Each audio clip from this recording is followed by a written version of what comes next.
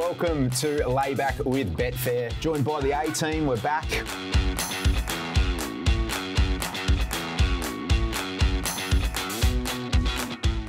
Hello and welcome to the season finale of Layback with Betfair. We're gearing up for the 1,000 Guineas weekend. We're back at Caulfield. We've done a little bit of a shuffle from Caulfield, Flemington. We're back there this week. We're having a good time up there. Reece Goodwin, Tom Haylock join me. Boys, how's the carnival been thus far? Didn't take that, mate? No, it's all right.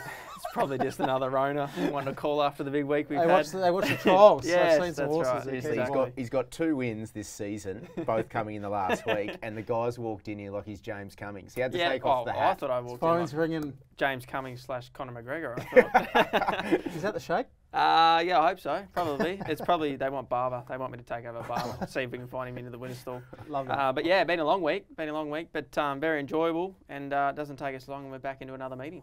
Is this series 5, episode 1? Or because I think we said last episode was our season finale, so we'll just keep we're back for one. We'll keep our listeners guessing. Keep them on their toes every week. We'll go with 100%. season finale until it's not. Can't wait till Barber goes to you. You've certainly given me a few skin fades over the course of his lifetime. And boys, we've got a huge show today. We're going to preview the full card basically at Caulfield, and then we'll head up to Newcastle for the Hunter, which Tommy's all over up there. I love Newcastle, actually, great racing track. What we'll do first, though, boys, is we'll head to the lay-bin.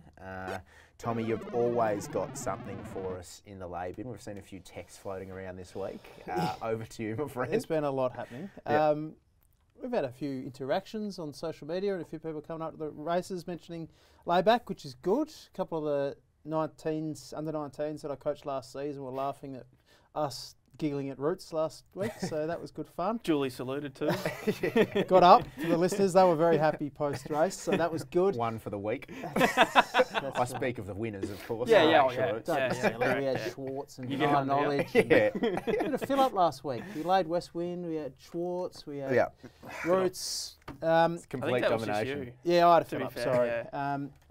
But lay-bin, a lot of guys walking around, obviously one week race goers or one-time race goers with their new suits on. Just got to undo the little back of the suits. Oh, It's got me. Guys, It's got me. I Don't love worry. this. It's You- not that hard. You don't take your stickers off, so... Yeah, well, there you go. It's to be expected.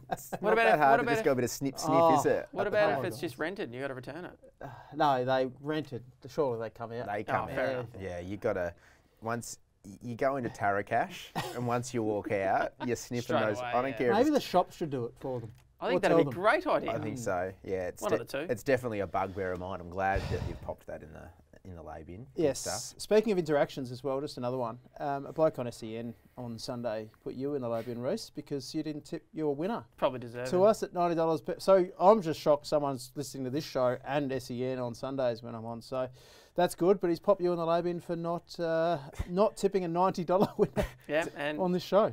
as I said, I only got 85, so I didn't even get best price. But That's- Be better. he was a little bit of a he was a bit of a shock. I mean, he was 85s on Betfair for a reason, but I won't say I didn't have anything on him. So No, that's probably a fair lay bin. I saw your bet slip, so thanks for that tip. Yep. Listening to Layback and Betfair Edge on SEN is a bigger double than the $91 That is.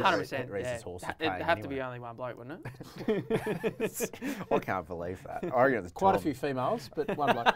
I reckon it's Tom and just not letting the Yeah. truth get in the I way of a good tweeted him. story. He's got someone else to ring. He's texting in his own put me in the content on lay air because no one's listening. This is a great text. That's great. Anything for you for the lay bin, mate? I don't think so. Myself, for that reason. There we go. I'm surprised that's the first time I've been put in the lay bin. I thought there might have been a few other. There has. occasions, to be Usually fair. when you're not on. Yeah, no, that's Yeah. fair enough. Fair call. Yeah, we've got to sort of veto a few and make sure they're appropriate. We for can't air. read that one on air. That's of course. The sticker, we gave you for the sticker. No, that's That fair. wasn't a lady. That's fair. Hey boys, let's head to Caulfield for the 1,000 Guineas meeting. Obviously with the reshuffle, we got the Sir Rupert Clarke as well on this day. It's a cracking day of racing. Usually you sort of finish the Flemington Spring Carnival and it's like changing seasons going from footy to cricket, isn't it? And there's just a little bit of a downturn. But I'm pumped for this card. I reckon it's a low-key corker. The rails in the true, it's good for. Looks great conditions again back at the Heath, Tommy. Yeah, going to be a big day. I wonder, I heard SEN and a few people on radio during the week talking about whether it's a good thing. What are your take on, both of you, on the extra meeting, whether we finish? Because a lot of people are just burnt out now. I'm tired, but I'll be there Saturday because it's a great day of racing. And love Caulfield. Thank you, mate. What are your thoughts? I think mainly I'm just going off in what we're seeing on the day, and we've got terrific fields. I don't like if the participants aren't dropping off. Well, then the crowds they might drop off a little bit after a big week, but I think it's been a good move so far. Obviously, we'll have to wait and see how the weekend plays out. But I think mainly if the right horses are there, you're probably going to have the right people gather, and there's still going to be betting on the product. So the two main races, the Guineas and the Rupert Clarke, I think they're both cracking fields, and you probably wouldn't change them for any other fields any other years. So so far, I think it's gone well. Yeah, I agree, and I don't want to be. I want to be waned off racing a little bit as so do I. As well, I agree with because you. I often get there, and there's like just being such a lover of racing. You go from Flemington to, and all due respect to Cranbourne, you go the next week to the Cranbourne Cup, and it's like you've just jumped off the Westgate. Correct. It's too much. So, and you're not expecting a Caulfield Guineas or Caulfield Cup crowd or anything back at the races this week, but it's just an outstanding way to just sort of slowly just lane yourself off. And there's probably people that like Caulfield for its reasons and might be actually really keen to get back there for one last big day. It's probably the most central track, and people that live that side of the city, I think it's great. I'll be there. Look forward to it. Just on the track, so obviously haven't raced there since Caulfield Cup Day when the rail was in the 3 metres. We went true 12.3. Very light winds forecast, which is obviously crucial. You know I love winds, Reece. So I don't think the wind will have an effect. I think the track will play pretty well. And the other storyline I'll just say before we get to the racing is the Damien Oliver storyline too. Having this day set aside as the last sort of the Group 1 day in Victoria, and he's got a suspension after this, doesn't he? He actually does. He got a suspension during the week. Yeah, he did. He did. Is he still going to WA though? Yeah, he'll be back for the railway. So it's but we only know racing as Damien Oliver being involved. So it's a nice way to send off and not just have that champion stake staying into it. Let's head to race 4 anyway, boys. Caulfield. It's the Group 3 Thoroughbred Club Stakes. It's for the 3-year-old fillies over 1,200 metres. English Riviera won the race last year ahead of Mumbai Muse and one of Tommy's favourites, La Danseuse Rouge. Speed map, Tommy, in this, how are you seeing the race unfold? Yeah, pretty clear cut. I think Miravalli, Rose and Brazen Style work across some wide barriers, and that makes it a pretty solidly run affair. The horse that probably maps awkwardly that I think is absolutely flying is Saltaire. Jaws wide, will be back from that gate. Ran some superb races last 2 against the pattern. So Moonee Valley ran fastest 400 and 200 of the whole day, the whole meeting there. At Moonee Valley 2 back, and that was a day it was very hard to do what Saltaire did. And then last start, probably in the middle of the track when the outside was better. You mentioned Mumbai Muse ran second in this race last year. Mumbai Muse had the right part of the track last start, in my opinion, at Flemington. I think either Saltaire or Commemorative win, but they've both got negatives. I think they're clearly superior, but there's a couple of little negatives there that mean I'm not really keen to step in. Commemorative back to 1,200 metres really suits. McDonald's sticking on, definitely can win. And Saltaire's flying, if gets any luck from that wide draw, can win. So I'm not really keen to dive into it. How are you seeing it, Reece? I'm going to side with the Sonic Boom here. She's going to be 6 weeks between runs, 1,600 back to 1,200 off the Edward Manifold. Her last run over 1,200, she was a slashing third behind Charmstone in the Atlantic Jewel, and then she was brilliant behind Oz Empress in the Jim Maloney. So she's been very consistent in the placings without winning, and I think sort of $15, $16. She's a good each way bet from a soft draw. Concede Solitaire is probably the hardest to beat. I think the Moonee Valley run was just outstanding. The great David Gailey, I heard him this morning say she was the only horse on the day to break 11 seconds the last furlong. Or any furlong it might have been. So no, I think it was the last furlong. So she's obviously airborne, and she just needs a little bit of luck from gate 11. But I just, as I usually do, go looking for a bit of value, and I think the Sonic Boom, if you can put a pen through the last run at a mile, which you easily could, her first go at a mile, and all her other runs have been super consistent, she's going to get a good run from a soft draw, and I'll be on her each way. Yeah, I'm siding with Commemorative.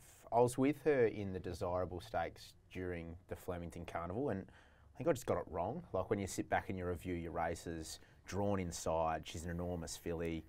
The race shape was against, and over 1,400 metres, look, she probably didn't get the 1,400. The last 100 was a little bit disappointing. The shape was against, but this is a different setup here. Back to 1,200, drawn out in 7. She's going to get that room that she needs to go through a gear. She's going to get a little bit more speed on.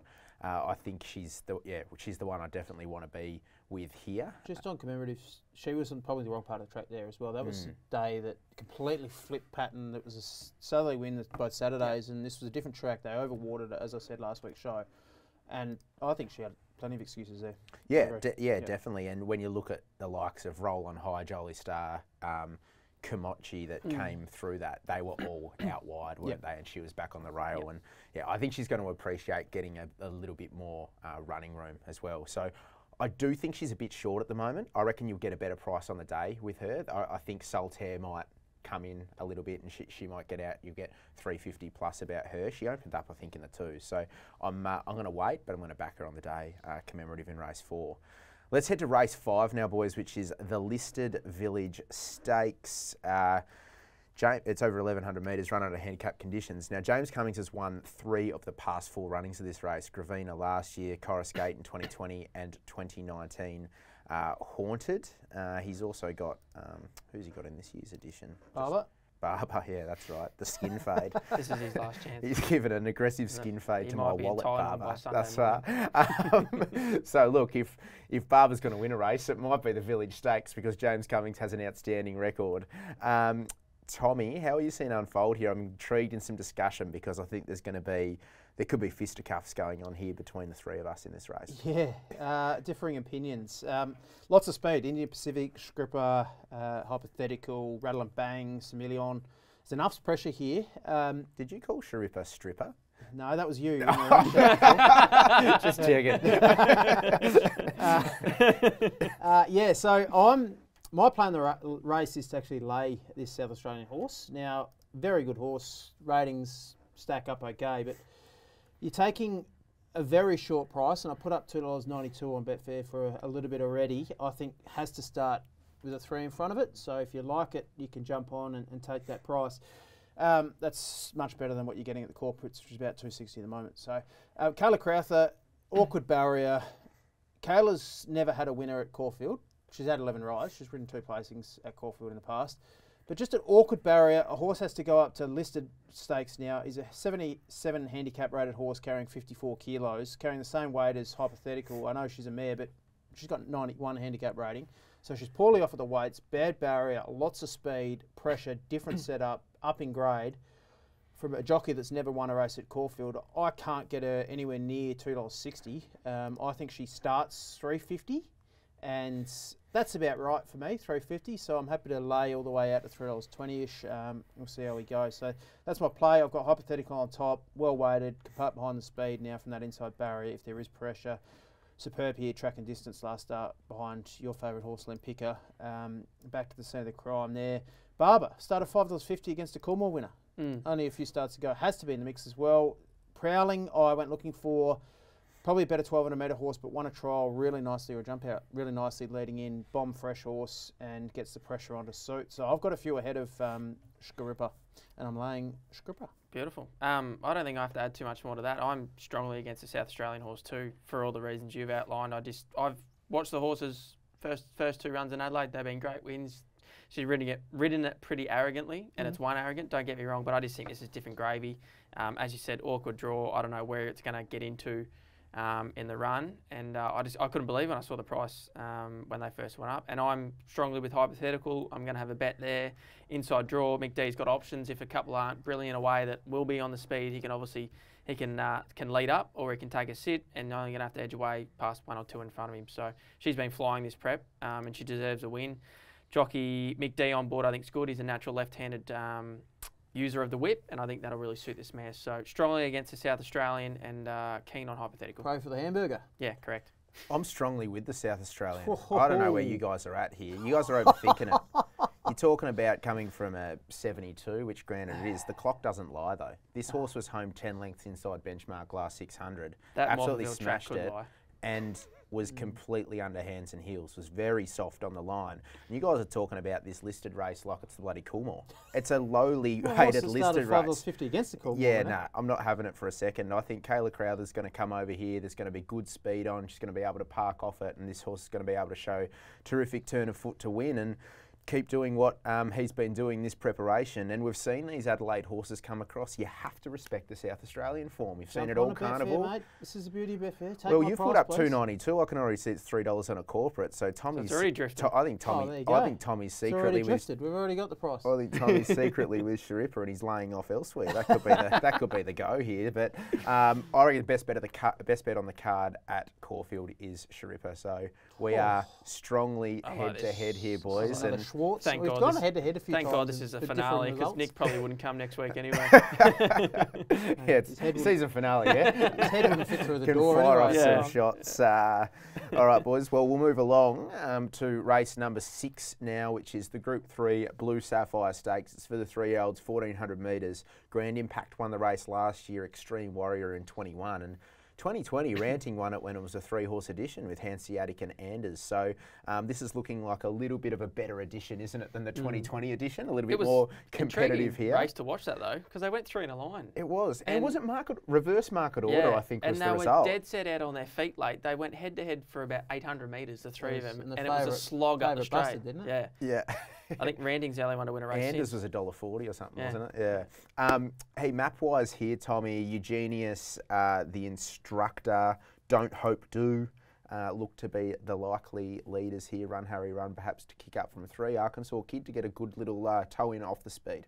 Yeah, spot on. The instructor, the leader from Don't Hope Do, who follow it across. Really interesting jockey bookings here. Oliver back on Arkansas Kid. Zara back on Brave Mead after being given the boot last start race. No, they said he wasn't. I know. And McDonald on Snapback. So there's a few interesting jockey bookings there. It's a clear line with Snapback and Brave Mead through Heeman, who obviously went past Brave Mead last start at Flemington on that day. That was clear advantage to be leading. That was the southerly wind there.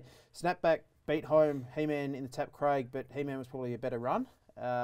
So interesting lines there. Snapback's been scratched twice since that one run race and gets a synthetic hoof filler on first time. I want to ask you about that. Blinkers off, scratched twice, synthetic hoof filler. Is that a sign of issues? But then you got McDonald on, so it's a real head scratcher for me.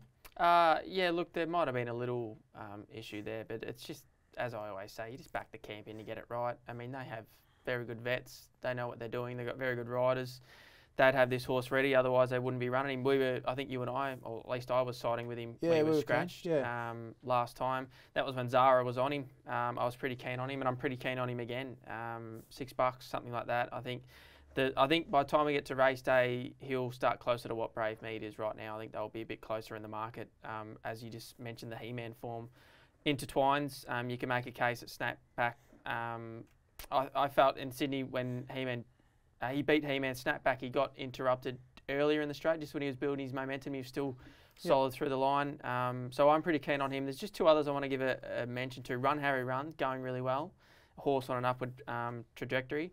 Drawn low, she'll get every chance at double figures. And just our girl, Treasureway, she was okay in the Coolmore, having to go back to the inside, which wasn't the place to be. Yeah, exactly. And she's going to get a really soft run from 1 here with Sir Williams on board. So she's a real flashing light. She continually sucks me in, but at least she's a price. Yeah, at least she's not SP in $3-4 bucks. Exactly. She's $20. So main bet Snapback. I'll see what the other 2 do on the day. It might have something each way on them, but I do think Snapback and Brave Mead will be closer. What do you make, Tommy, of Brave Mead dropping back in trip and getting the blinkers for the first time? I like that setup. I do like that from setup. that stable too.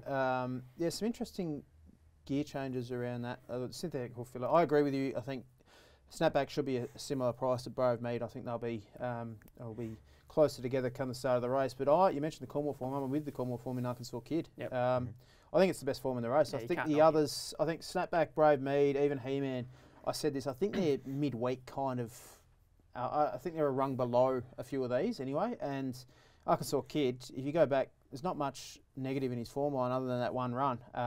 He had cardiac arrhythmia. And had excuses there. So what did he run? He ran a ripping race in Blue Diamond, didn't he? Coolmore ran 4th. He's a very good horse, clear peak performance, but even his win prior, albeit narrowly 2 back, rated well enough to win this race. So I've got him clearly on top, and I'm happy to be with him 1.5 units on Arkansas Kid. I think he's best horse in the race. You agree? I agree with you, mate. I'm with you on Arkansas Kid. He constantly goes around and outruns his SP too. He outruns his profile. I just don't. Yeah, he's he looks perfectly set up here in terms of his preparation. Look, he hasn't been exposed to 1,400 metres yet. Doesn't look like a horse that's not going to get it though. So I'm with you. That win in the Gothic, the A1 form line through the Coolmore seems a pretty straight bat play in the Blue Sapphire for me, guys. So I'm with you, Tommy, in that. Hey, before we attack the second part of the card, let's head now to what caught my eye. And Tommy Haylock, you've been scouring the Twitter sphere, or the X sphere as it's now known, this week. What do you got for us? Yeah, there's always something on Twitter. It's never deleted quick enough either. No, someone screenshots it. And let's have a look at it. You keep receipts with edits. That's right. Yeah. That's right. So let's have a look at the screenshot here. So this is a tweet from RaceNet, who how do I put this? They're very positive in their Racing New South Wales stance, and negative in Racing Victoria. And Imperatrice shows she's superior to Everest form. How long do you reckon that tweet lasted before it got deleted? 90 seconds. Yeah, so about that. So it had, I think, 10 likes and a few retweets, and then someone realised they shouldn't be tweeting that and bagging Everest form, so that got deleted. That's just what caught my eye this week, guys. You've dished the head of propaganda at the Racing New South Wales here, Tommy. You're right.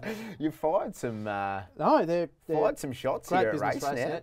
I must realise I must admit I never even realised that. To be fair, when you sent it through that this is what we're doing for what caught my eye, I thought, what's wrong with what's been said there? I had no idea. That's the problem. There's nothing wrong with what's been said. Yeah, the fact that they have to delete it. That's why I'm confused. It makes it worse that now that's been deleted. I think they should have just ran with it. And our mate Shane Cielio quoted it and sent the screenshot on Twitter saying something like that. So yeah, well, they edited it, which was their mistake, because you can go through and look at the receipts. They should have deleted it, let people keep the screenshot and then post it again. That was worst case. Coming from a guy that stuffed a few tweets up in his time, I feel qualified enough to talk about that. Only blue tick that can edit it. Is that right? That's correct. I think are you a blue ticker? No, I'm not. No, that's why I delete and repost. Hey, while we're in this little transition phase to the back half of the Caulfield card, let's head to Trainer of the Week. And Tommy, we're privileged enough to be in the presence of a Trainer of the Week, because Reece Goodwin has gone, let's just say form is temporary, class is permanent. He's had a tough start to the season and he's gone bang, bang this week. Congratulations, 2 winners in a week. 81s into. Yeah, how many runners did you have this week? You couldn't have multiplied. I think I had 5. Two on the Friday. 2 from 5. Two on the Friday night, and 3 on the Sunday. It was a super solid kind of week, wasn't it? He was well overdue. Gee, he was well found, and not even by me. He's been up for as long as Kamachi has. And he opened $5, and I think he SP'd 230 on the tote. He was terribly well found. No, it wasn't mine. None of mine. As I said, he'd had 100 runs his prep. And I just thought he was going the same as he had been the whole time. Do you like how he's just drawn a line between Super Solar and Kamachi? Yeah, just a little form line. I tell you what, I nearly put in a cheeky nom for the Greys race with Super Solar. Yeah. And how good am I? Playing trainers, I thought I'd hold him back for a 0.58 and we got the coin. Yeah, good on you. Trainer of the Week this week. Well done. Yeah, thanks, mate. Something for the battlers. Is it relief? Is it happiness? Probably relief, yeah.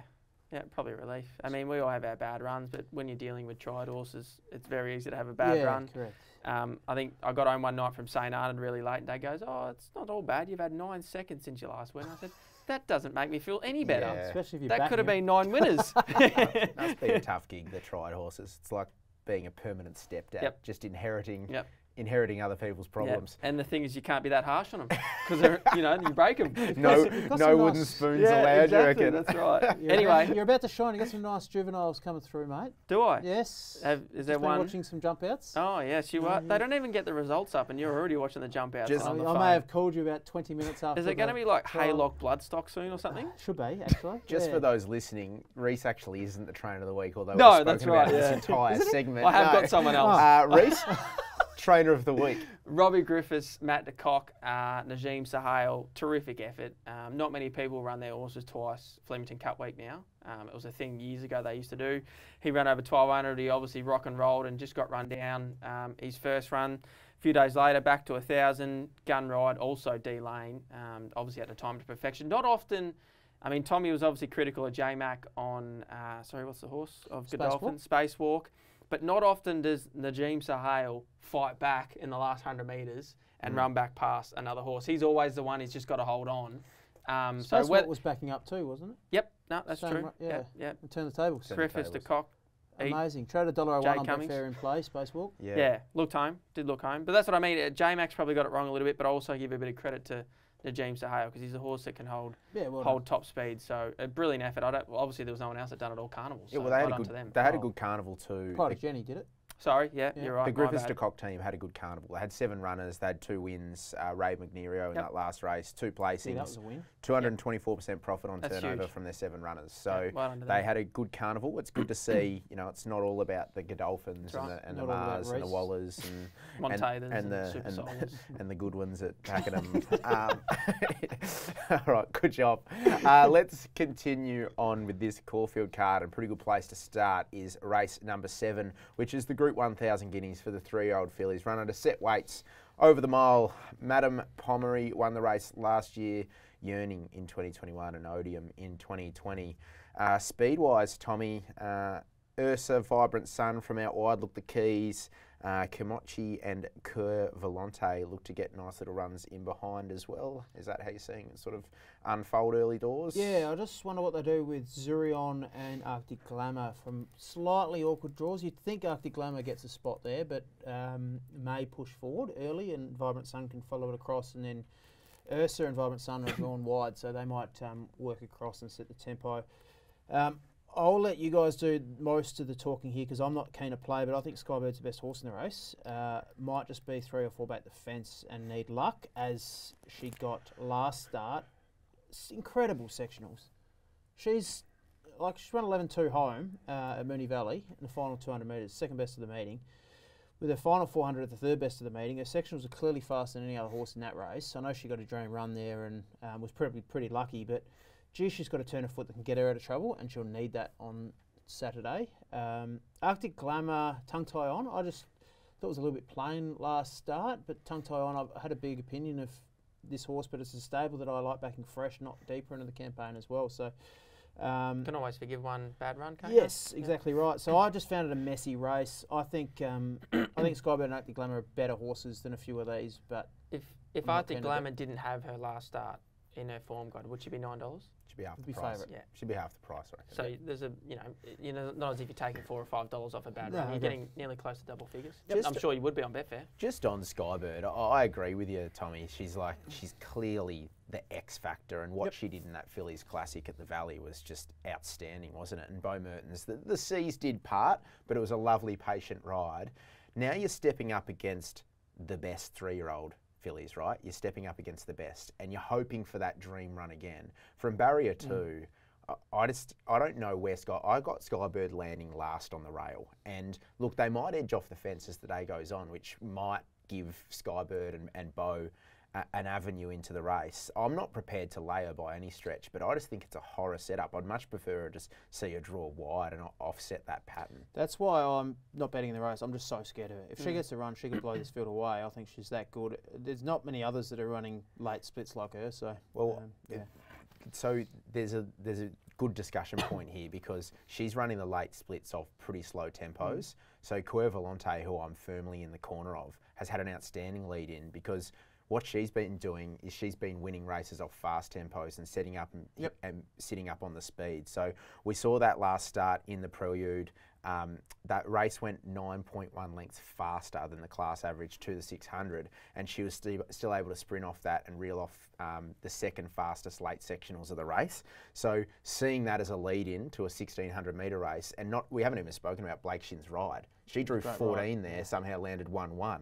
All of a sudden in this race, what are we talking? Barrier 5? Yep. Barrier 5, and he actually maps well for this race, Blake Shin, to get her into the 1-1 again. Great foundation, as you say. Oh, it is a great foundation, and I can't, that is just a bet that I will have every single time, and I think you'll win more often than not with this setup. So yes, there are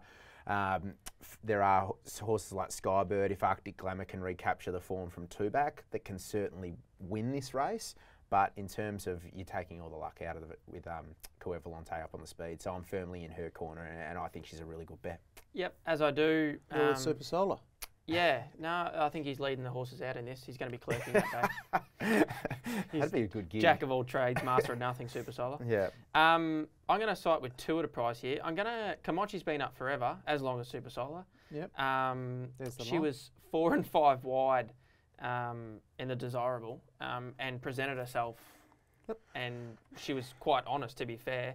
She hasn't SP'd under $6 all prep. $6 is the longest she's SP'd, and now you're getting double figures. So from a slow draw, Craig Williams, big time jockey for these type of races. I think she's a nice each way bet without being too confident, maybe 1 by 3. Because she's clearly very consistent. She just doesn't run out of the money, apart from when she's 4 and 5 wide around Flemington, which is fair enough. I'm going to ask you about her in a minute. Yep, and the other one, Vivier. Now, if you're making a case for Coeur Volonté, this filly was massive. Yep. Her sectionals must have, I haven't even seen, but they must have been through the roof. She was really good late. She ran the fastest last 4 and 200 metres of the prelude behind her. Yep. And I looked into her as well and wanted to entertain her. The draw's obviously the knock. Well, she's going to be back in the but same she's going to be spot. back anyway. Yeah. But, I mean, Coeur Volonté settles on speed and gets a 2 kilo weight swing. Yeah, but you're getting a price. You're getting $20. I'm going to say one's $4 and the other That's one's 20. And yeah, double figures, close, nearly $26 if you shot properly. So it's a massive price. I mean, again, if you're just playing 1 by 3, if you're making a strong case for one at $4, I mean, you're probably getting a similar price at place for her. So they're the 2 I like at a price. I do concede Skybird's the boom horse. I'm not sure, I don't know what the clock's saying and all that, but I'm not sure she's coming through what you would call the superior form lines. Grinzinger Bell certainly isn't.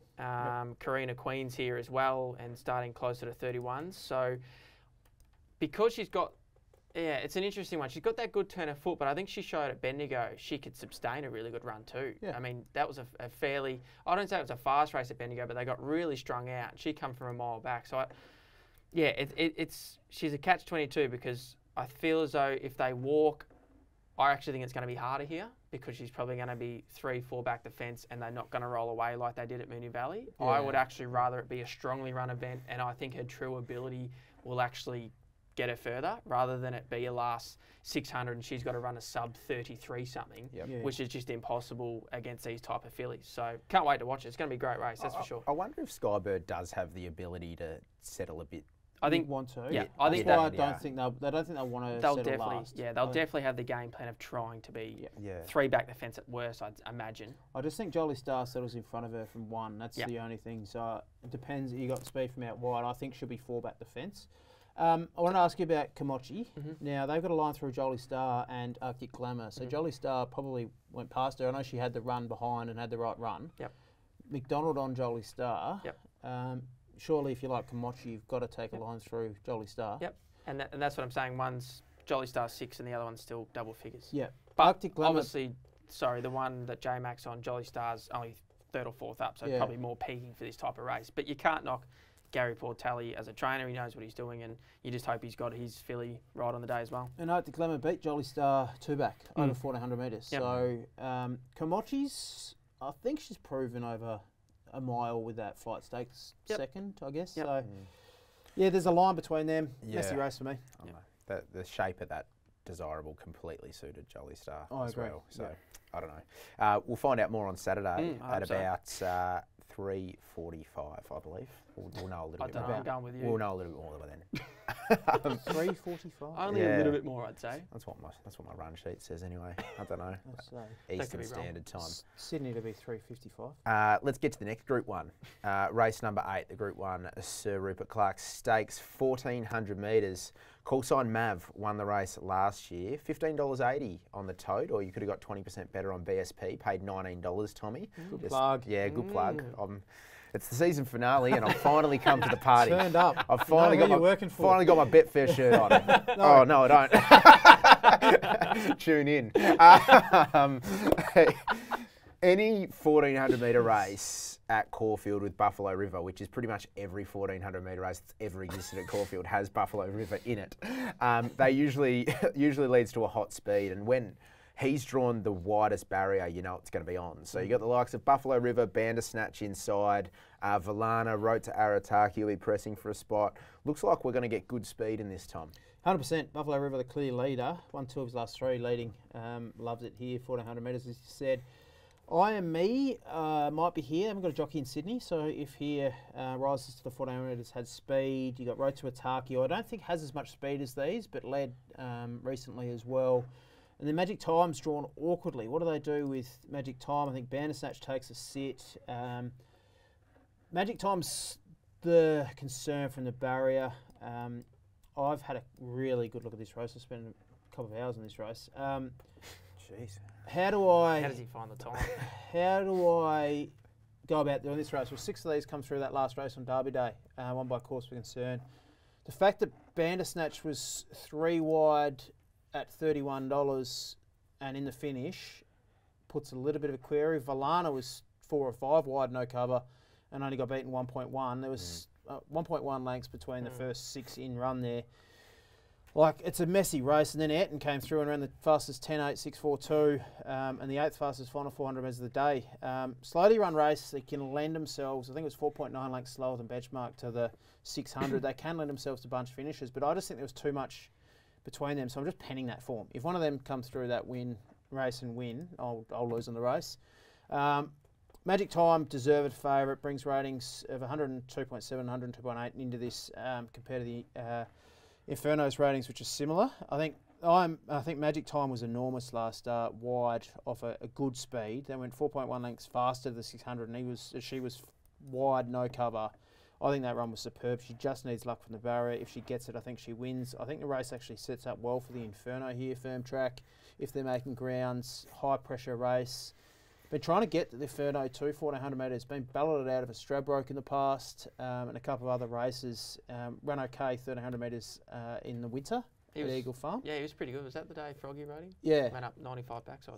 Yeah, went up and ran really good splits late and kept coming. I think the 1400 metres will suit him. A dry track will suit him and the pressure's on will suit him. So he'll run better than market. He's flying at the moment. The Inferno, his feet are right. So I got Magic Time on top. From the Inferno, whose value straight ace adds a bit of interest as well, but I'm not getting carried away. Deaths, Taxes and Tom tipping the Inferno. Yep. That's us here at Layback. Just quickly on Magic Time. I didn't tip him to beat the Imperatrice. I know. I'm just saying But you if at he least, did, but you at least he would just say he did. You at least talk about him. We spend 10 minutes on his track gallops. Just with Magic Time, she was enormous last start. She's favourite here. Barrier 15, you said luck in running. What's the ideal setup? Where does she lob for Mick D? I would love her to show positivity. I don't think they'll want to be trapped wide as they were last start. So I think be positive early. Let Buffalo River follow her across, cross and half card or settle behind Buffalo River. That would be perfect, and I could back her in run it. I'd take 280 if she finds that position. Yeah, because I think the 1400 metre at Caulfield is it's the stickiest barrier to draw sticky in racing. 100%. So I think they need to be positive, and they might have learned from last start. Yeah. I don't know what the stats are, but I think these big fields from the 1400, particularly with a horse like Buffalo River, I can see a lot of these horses within the first few hundred metres getting themselves just out of the race. They're just going to be way too far back of what's going to be probably a pretty brutal. Yeah, maybe. Not only is Buffalo River drawn a leader, but he's drawn well off the track where she's probably going to have to give him a good rub to get across, and he's just going to get rocking and rolling. And if anyone comes out negative, they're going to be a mile off them. And I just don't know if most of these horses are going to have... It's going to come into the horse that has just a gem run, 5th, 6th, 7th, 8th, just popping off at the right time in the sweet spot. And I go back to when Willow put Mr. Brightside in the A1 spot once or twice around Caulfield, in those fastly run races where he was just in the A1 spot, and the ones at the back, they eventually ran on, but they just had too much work to do. Yeah, 100%. So you're looking at horses like Ayrton, Crosshaven, Valana, drawn soft, that get behind that straight. The one I want to ask you about is, I'm not having a bet in the race. I probably will on the day, because just knowing me, but I'm not really keen on anything. Chain of Lightning, this is the race that, I know this is the race they've 100% set her for. Yep. I don't think I've seen Billy Egan get down to 53.5 too many times, except for maybe the Melbourne Cup, but this obviously isn't the Melbourne Cup either. Yeah, no, can win this race. Yep. Drawn awkwardly again. Yep. Barrier 11 with a little bit of similar speed underneath. Yep. Could be 3 or 4 wide.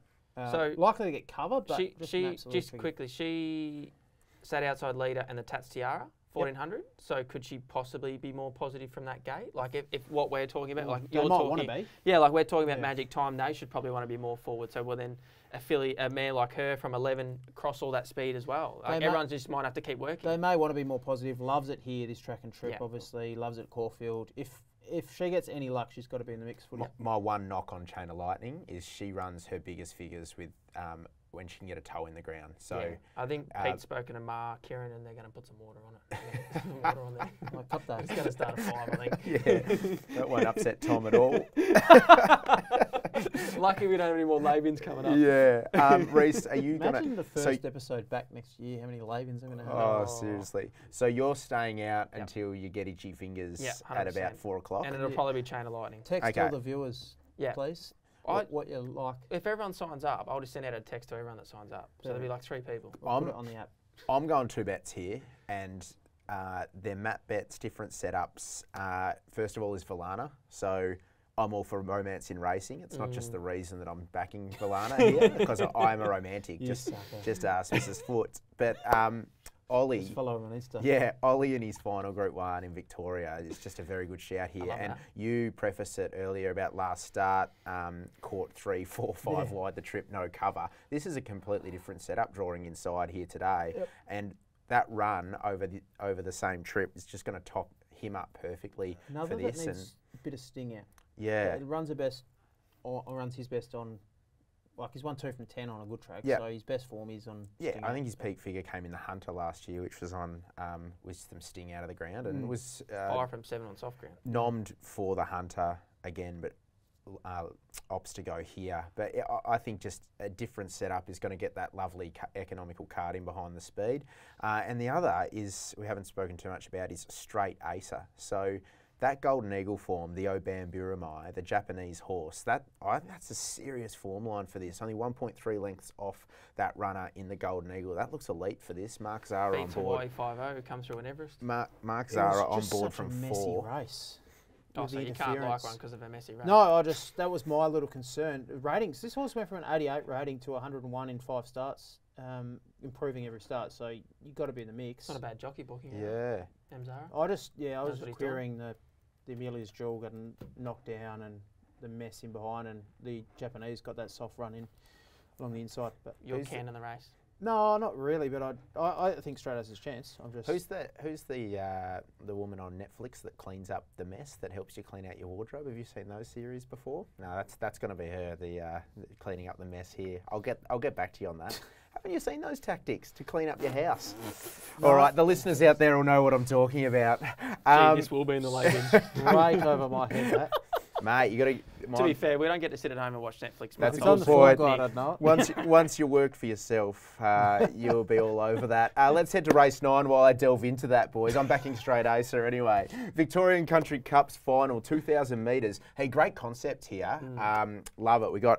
Is it the top 2 from the Country Cups get automatic? No, there was a point system. Okay, gotcha. Can you believe the old boy Never Again would have got a run in this? You're joking? But I thought I'd do better and place him in a 64. But there's this great concept, as you said. There was a point system from months ago. He would have gone in this. Yep. What price would he have been? Oh, 300s at least. Probably 500s on Betfair. Well, the one that gets the run here that I sort of had to look back through is the top weight, Banker's Choice. Won the was it the Ballarat Cup November last year? Because I was sort of looking at going, I didn't reckon Mike would have known he was in this race. Yeah, I was looking at him going, yep. And then you're seeing Banker's Choice lob with 62 on the back going, thanks very much. Tommy, can you talk us through the speed map here? I'm just fascinated by Banker's Choice. He's just started to look at the race now. No, I looked at that. I saw the same. He's carrying 62.5 kilos. I was like, this is fascinating off a Group 1 last start. Star Spangled Baby, Swazero, Clyde Moore, I think they're the speed, and then they just flop out and sort themselves out after that. I think the best form is Bendigo Cup form. I know back in trip, but good barrier here for Braden Starr. If he can keep in touch, I think he'll be rock hard fit, strongest late, and I've got Braden Starr on top. And then the other one is a favourite, Maktub, who I know you kind of keen on as well, Footy. Yeah. I'll at least save on him, probably win if Maktub wins. May need a bit of luck from an inside draw, but hopefully not settling too far back. Lightly raced 5-year-old, good figures last start. Still on the way up. He's won 5 from 10, so he's a winner here at Caulfield over 1,700 metres, and he beat Red Sensation on October 14 there. So ties in, and Braden Star, I just think that's the best form, and something McTube.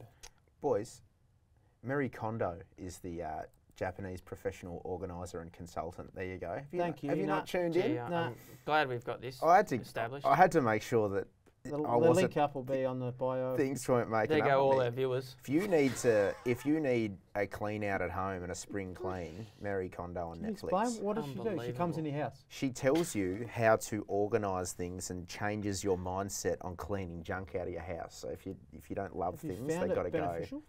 My wife has getting rid of my hoarding. He's got to go. 2 units. Yeah, he's got to go. It's all I live in. It's all I live in. Oh boy. His partner's got 8 wardrobes and he's got none. I'm glad I was able to talk about that, because the listeners would have thought, what is this bloke on? Yeah. Well, and they probably still are, not only the to listeners. be completely fair. Sorry, Reece, I'll let you How get did back. we get there? Yeah, goodness gracious. The Japanese mess, Oh, which was That's right. Right. Obamburamai. Can one of you boys pronounce the 10 for me here, please?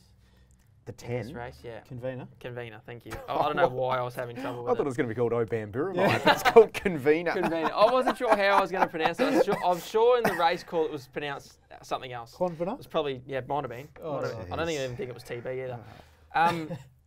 So he's only third up, this horse. I quite like him.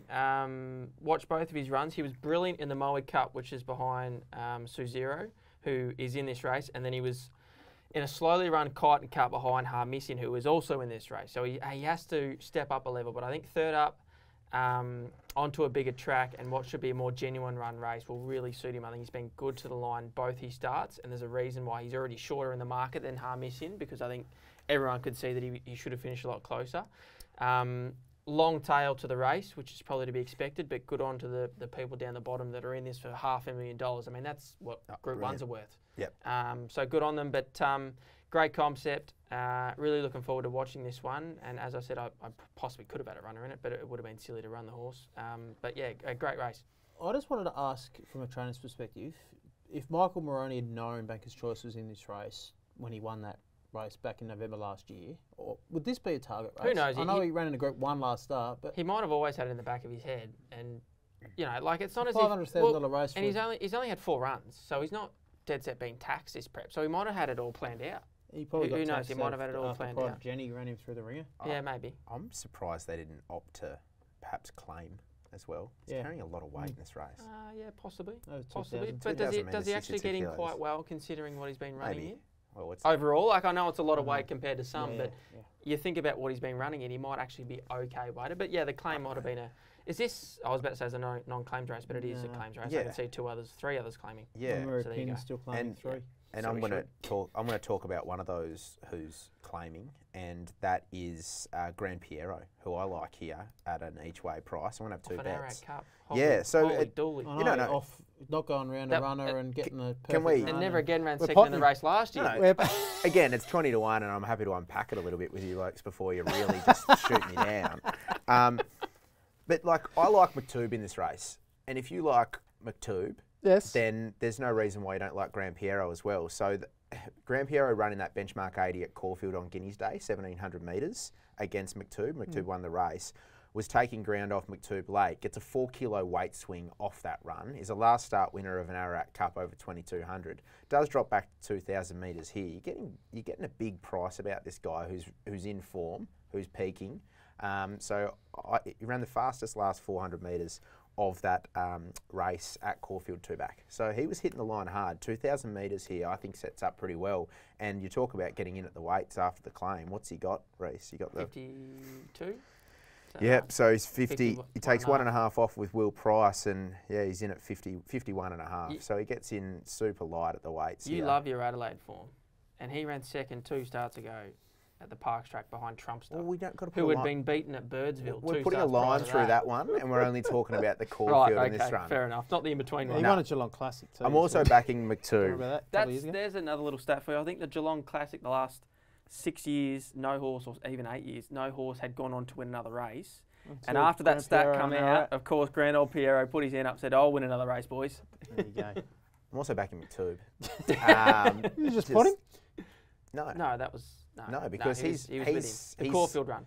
He's with the Caulfield run, and he's since gone on to win a Sale Cup. Yep. And he looks a horse that's just going to appreciate further in trip. Simon Zara was really adamant in his pre and post race interview that this horse is going to get out better, get out over And he's further. still on an upward trajectory. 100%. He's only had 10 starts. And Blake McDougall's relationship with him's outstanding. 3 wins from like 4 Glenn Picker. rides, 1 minor placing. When Blake McDougall hones in on one, he hones in on one. If he doesn't go for you on anything else, don't worry about it. But if he's got a good relationship, get on board. So McTube, Grand Piero, little bit of a play there in race number 9. I feel seen there. I feel seen by you blokes. You've really come for me. What a finale. What about the condescending good luck from Tom Haylock when he doesn't agree with you? When he's not even making eye contact with you. I can't wait to lay back holidays. Race number 10.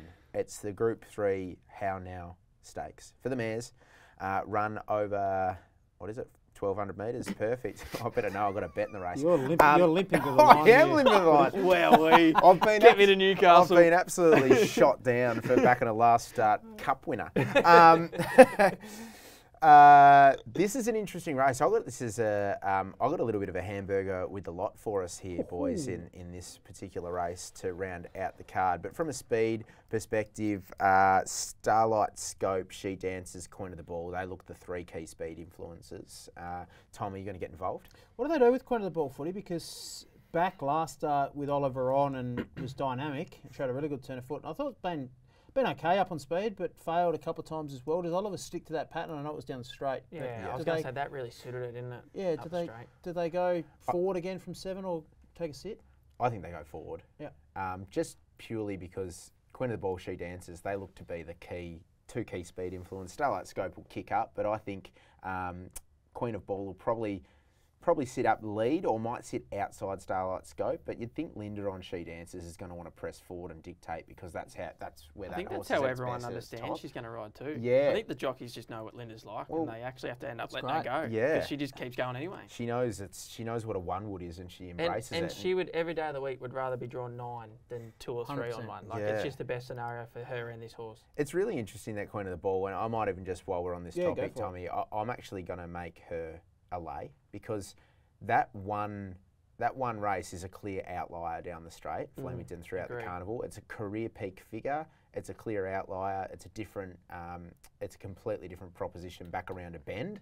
So, she's a lay for me. I'm interested to see if Ollie does want to perhaps ride her with a little bit more of a sit, but what we've seen, and I've made her a lay several times on this show, is when she gets up when she gets up there on a fast tempo, and she gets eyeballed, she often folds up like an absolute deck chair at Christmas. So I'm pretty keen on She Dances, 1,200 metres. That's going to be my hamburger with a lot play. She just looks a really obvious choice, and she's flying for that Coleman Moody team. Remains at 1,200. Meech has had 9 rides for 5 wins in a second. It's an outstanding combination. So looks the obvious, and it's the way I'm going to round out the card. Yeah, the top 3 are clearly well off at the weights and clearly superior horses if you look at the handicap. I love the fact that what you said about She Dances, Linda Meech. I love backing leaders in the last. They just keep winning. Yeah. Jockeys are tired or something. I don't know. They don't care. They want to get home and have a shower. Their mind's on other things. 10 race card, 540. Is that why they should have the Group 1s as the last race? Well, then they might care, yeah. So you make a really good point. Queen of the Ball is one of those top 3 that I want to risk as well, footy. I totally agree with you. I just think if I'm forced to bet, Rose Quartz is probably the one that should be tighter in the market. I've got She Dances on top as well, footy, so I agree with you there. But Rose Quartz brings shorter SPs in its 2 starts against both She Dances and Queen of the Ball. Started shorter price than both of them last 2 starts and hasn't done a lot wrong. So I just think she'll be closer in betting, and she might be the value play in the last against those 2. So I've got Rose Quartz as the bet. She Dances on top if I'm tipping. What do you make of her prep thus far? Yeah, it's been a bit mixed, hasn't it? Yeah. I think she's had excuses. I think this is a race that she sets up really well for. Everyone says she's a straight track horse, and that's why she was short price last start, I guess. But she's been a little bit average, but I think now's her race. A little bit average. One more, apart from winning, Oh, well, Couldn't have done too much more. no. Well, she's been beaten by a couple of these and been shorter than them. So that's according to market, she's been average. Yeah. Yeah, no, fair enough. I'm not really siding with any in this race. I just agree that Rose Quartz will start closer to She Dances. And my little theory that I would have, we talk about Godolphin horses, backing them early in the prep and not later in the prep. I would be more with Graham Begg's horses later in the prep and less against Moody's horses later in the prep. I think Moody's horses are a very rock hard fit when they go to the races. No mucking around first up, where I think Beggies are a little bit the other way. I just think they'll start much closer together in this race, but staying out. We're going to cover a couple of races at Newcastle up there. It's the $1 million Hunter at Newcastle this week. I love betting at Newcastle generally, Tom. I haven't had a stack of time to completely do the form there just as yet. But you know, the rails obviously, as we'd expect in the True, it's going to be a good 4. How do you see it playing? Yeah, probably the best draining track in New South Wales. Almost, it plays well. Big track, plays pretty fairly. I think lanes 2 or 3 in the straight, maybe not hard fence are suited, but a good race day footy. And we kick off with race 7, do we? Yeah, but before that, I'm going to have a late entry to the lay bin. Oh, what have I done? No, not you. You're sweet, mate. Oh. All good. The Newcastle finishing post, it's dead set a street lamp. They need to upgrade their finishing post. They're going to be Newcastle. having some Saturday meetings. If you're going to have a $1 million race, don't have a $30 street pole to differentiate who's going to. No, I just remembered when I was talking about how much I like betting at Newcastle, but often is the photo finish angle all right?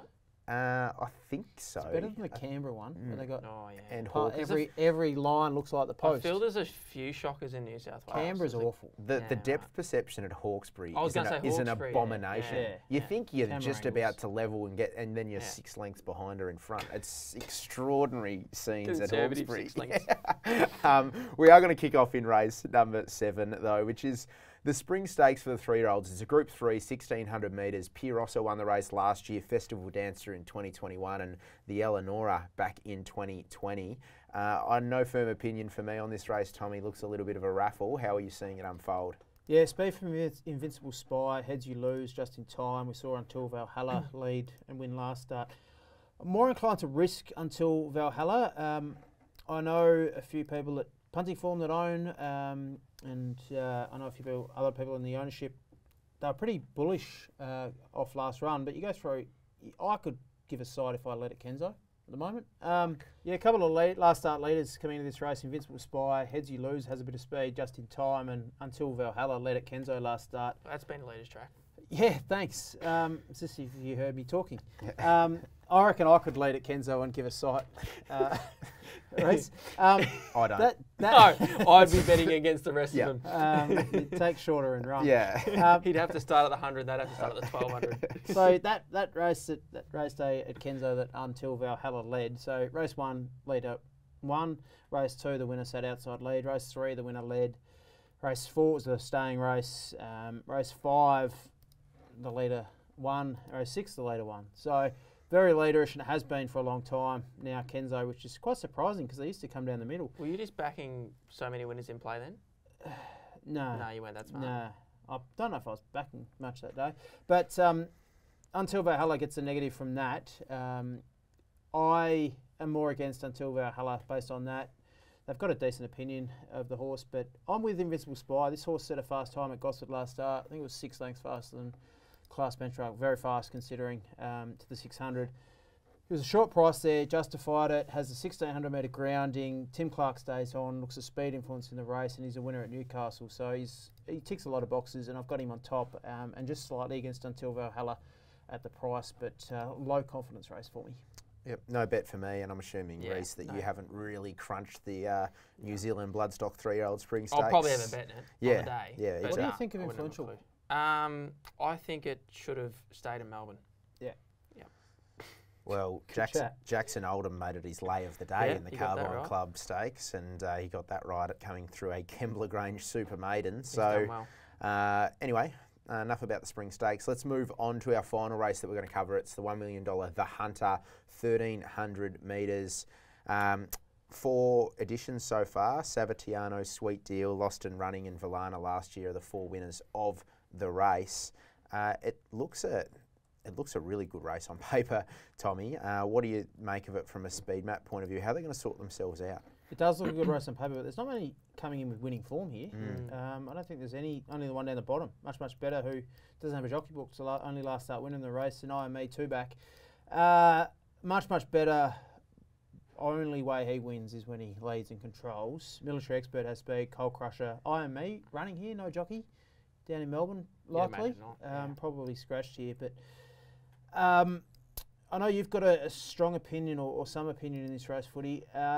If I'm forced to back anything, it might be King of Sparta. This horse has got some really good figures. Tongue tie on first time. Forgive last start was okay in a Sydney Stakes as well. But tongue tie first try, freshen up. I like his figures leading into this, and I think he could run well King of Sparta, but not overly confident. Yeah, IME's a strange placement in both races this week, because I only had one go above 1200 and failed. So looks suited to the short trips. 1400 metre race, Melbourne 1300 metres here. I thought it was interesting watching that Manakata. I thought he was gone. And then, to his credit, he actually picked back up once he balanced. So I can see why they're trying again, but obviously all his proper forms at a sprint trip. But I remember watching, I thought, gee, IME's in a lot of trouble here. And then on the line, I think the Inferno looked like he was going to run past him, but IME was actually stronger on the line again. So Stop mentioning that horse, mate. Okay, apologies. Nick's going to tell us off. No, I'm not. You mentioned I had a strong opinion. I don't really have a strong opinion, Tom. I just think there's one that represents like huge value here, and that's Military Expert around Just $20. it Wasn't a race I really wanted to touch, to be honest. And I was looking into the Rupert Clarke. Military Expert was a emergency in that race. We'll get a run here, and imagine we'll stay closer to home and run in this race. Has been gelded. Has had a couple of nice trials. The second one was over 1200 metres at Warwick Farm. I actually made Tom watch the trial just to make sure I wasn't seeing things before the show. And I thought it was a corker of a trial. Rachel King just gave him a little nudge, and he opened up the field really quickly, responded nicely. And she rides here, low draw, maps to do no work, in behind Coal Crusher, who only knows one way. I think Military Expert's not a bad each-way play in the Hunter, but again, won't be outlaying a stack of units, I wouldn't have thought. He's had 4 trials, so he's ready to go. Well done. And this is a $1 million race, so they've probably planned for something like this too. Well done to Rachel King. Okay, won another Group 1 on Osmosis, riding really well, 52 kilos, good barrier. I can see why you like him. He's been a bit of a boom horse in the past and never really lived up to it, and I hate him. I keep taking him on. But he's comes here with blinkers on, gelded, tongue tie first time, and winkers off. He's got 4 gear changes, a lot of trials, and a good trial. It's Ricky Ponting at point. It's an absolute throw at the stumps. It is kitchen sink job. If he doesn't run well, they'll be disappointed. Yeah, 100%. Yep, no, agreed, mate. Boys, that rounds out all of our races that we're going to preview for today. What we might do is we might just flick back and go through some of our better bets of the card. No limit on how many you want to mention, Tom. If you're bullish about a couple, go for it. We obviously know that the biggest is coming in the Village Stakes, where Sharippa's my best bet with 1.5 units. Tommy is laying at a liability of 2. Reece is making his best lay of the Millennium. So we know that's going to be the one that we're all tuning into. That fist pump, that's the crappiest thing I've ever seen. Crappiest. Geez, really had to throw at us there, hasn't he? Really got us good. Yeah, Crappiest. that's the crappiest thing I've ever seen. Can we clip that fist pump? I want to clip that fist pump up. If that's not a GIF, pop on my I'll be socials. disappointed. Pop on my socials. Tommy, we'll start with you for some of your better bets, mate. You've just nailed it. 2-unit liability on Rupert. I can't even say the name of the horse. I think he That's how much starts. he cares I about think he it. starts 350, close to 2. My best bet's race 6, number 1 Arkansas Kid at. I'm having 1.5 units on, and they're my only 2 real staking plays. I'm pretty keen to play, and I agree with you, taking on Queen of the Ball, and I might back Rose Quartz and She Dances in the How Now Stakes, race 10. Yeah, I'm really struggling against Scripper too. I just don't like it at all. And then I'm really keen to Sonic Boom. I think it's a she or a he. I never know that. It's one of those. That's how much I've done. I hope so. Well, it might identify something else. Anyway, it's a fillies race. So I'm well, that'd make sense then. Yeah. Going well, to the line. I don't think I'll finish. I think it'll start single figures, and I'm pretty keen to be each way on that from a low draw. The Wiz Allen on board. Yeah, she's really consistent this prep. She deserves one, so she's my best each way. I feel it's comeback day for me, Caulfield. I've had a miserable carnival. It's been well publicised. I've worn it I've worn my heart on my sleeve with it. But You've been copping it from people at the yeah, members. I have been. Remember that? Someone come up to me Remember the Betfair Hub Open saying, You can't forget it. how's prowess going? Absolutely copped it. I think there's some really good straight bat plays here, just with some favourites. I think Commemorative in the Thoroughbred Club Stakes, she'll get out to a better price. Sharippa's my best bet, 1.5 units. Arkansas Kid, I'm with you, Tommy, in the Blue Sapphire, 1.25 units. Coeur Volante and the 1,000 Guineas as well. I think there's some really nice straight bats to be had across the course of the day. There is. Couldn't be any straighter. We got some value thrown in with the We'll win $3 Ararat Cup winner as well, and military expert up there at Newcastle. But it's a great day. It's a great day of racing, and as we spoke about at the top of the show, a really nice way to just sort of relax ourselves out of the Flemington Spring Carnival. So I'm looking forward to it. Hope you guys are too. Have a terrific weekend. That's our season finale of Layback. I've really enjoyed this season. It's good being here with you blokes. We've had a lot of fun. Tommy, I'm sure you'll post our season results up on the socials at some point. If they're good, yeah. I don't know. I don't do that. A bit of RaceNet propaganda. Footy and I have just been playing with Len Pickett money, so we're going all right. Yeah, that's true. I've nailed the Flemington Carnival, so we're all good. Beautiful. We're all good. Been good, boys. All the best across whatever you're doing till January. I'll see you then. I think I'm going to be watching some Netflix series. Yeah, Marie Kondo, get on it. The Japanese cleanup. Thanks very much. Have a good one. It's been great fun. See you next time.